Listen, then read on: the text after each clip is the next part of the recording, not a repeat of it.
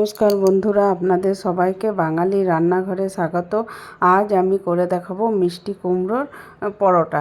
এই মিষ্টি কুমড়োর পরোটা, যার জন্য কুমড়োটাকে আমি খুব ভালো করে খোসা তুলে নিয়েছি। তারপর ধুয়ে একটা কড়াইয়ে একটু সামান্য জল দিয়ে আর স্বাদ অনুসারে লবণ দিয়ে এটাকে ঢেকে 10 মিনিটের জন্যে সেদ্ধ হতে দিয়ে দেবো। বা আপনারা যতক্ষণ না কুমড়োটা সেদ্ধ হচ্ছে ততক্ষণ ঢেকে রেখে দেবেন। আশা করি 10 মিনিটের মধ্যে সেদ্ধ হয়ে যাবে, কেননা কুমড়ো এমনি নরম জিনিস, তাড়াতাড়ি সেদ্ধ হয়ে যায়। 10 মিনিটের জন্য ঢেকে দিলাম। দেখুন 10 মিনিট পর ঢাকনা খুললাম, কুমড়োটাও সেদ্ধ হয়ে গেছে আর জলটাও কমে গেছে। এবার আমি কুমড়োটাকে উঠিয়ে নিচ্ছি কড়াইটার থেকে।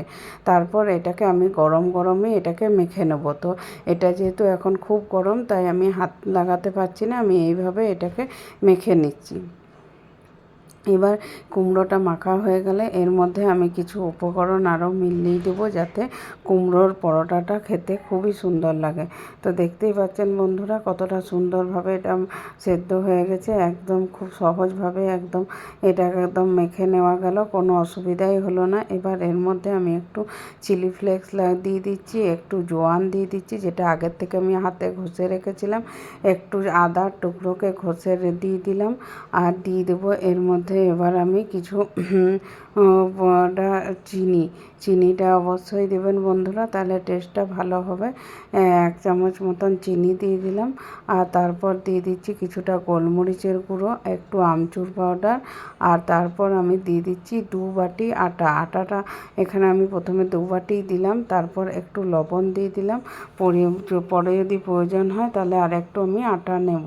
তো এখানে কোনো জলের ব্যবহার করার দরকার নেই, আশা করছি জল লাগবে না। আর আপনাদের যদি জলের দরকার হয় তাহলে জল দিতে পারেন, কিন্তু আমার এখানে জল লাগবে না। দেখুন মাখা হয়ে গেছে, একটু হাতে লেগে যাচ্ছে, তার জন্য একটু সামান্য তেল দিয়ে এটাকে একটু নাড়াচাড়া করলে এটা খুব ভালোভাবে মাখা হয়ে যাবে।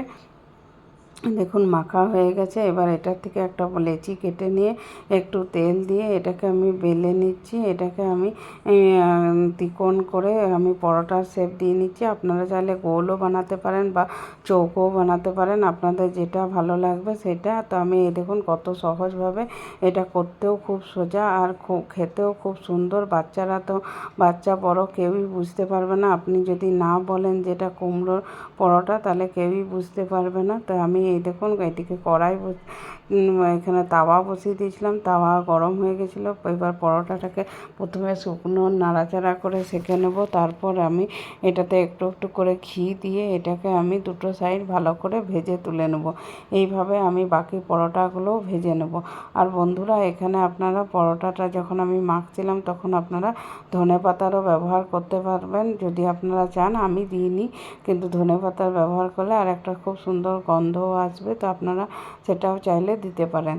তো দেখুন কতটা সহজে এটা হয়ে গেল। তো একইভাবে আমি সব পরোটাগুলো করে নিচ্ছি। এখানে আপনারা যদি পরোটা না করতে চান, সেক্ষেত্রে আপনারা রুটির মতনও বেলে রুটি করে নিলেও পারেন, সেটাও খুব ভালো হবে। তো একবার অবশ্যই এইভাবে ট্রাই করবেন, আর কেমন লাগলো অবশ্যই আমাকে কমেন্ট করে জানাবেন।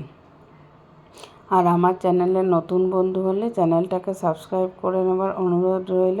আর যদি আমার এই রেসিপি ভালো লাগে তবে অবশ্যই একটা লাইক করবেন, শেয়ার করবেন বন্ধু এবং আত্মীয়দের সাথে।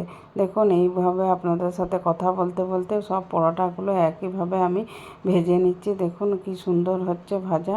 আর পরোটাটা খুবই নরম হয়। এটা স্কুলের টিফিনের জন্য কিংবা অফিসের টিফিন, তাছাড়া সকালে ব্রেকফাস্টের জন্য, তাছাড়া রাতের ডিনারেও আপনারা বানিয়ে নিতে পারেন। এটা আমিষ নিরামিষ সব সবজির সাথে ভালো লাগবে। আমি এখানে পনিরের সবজির সাথে সার্ভ করে দিয়েছি। তাহলে অবশ্যই লাইক করবেন, শেয়ার করবেন।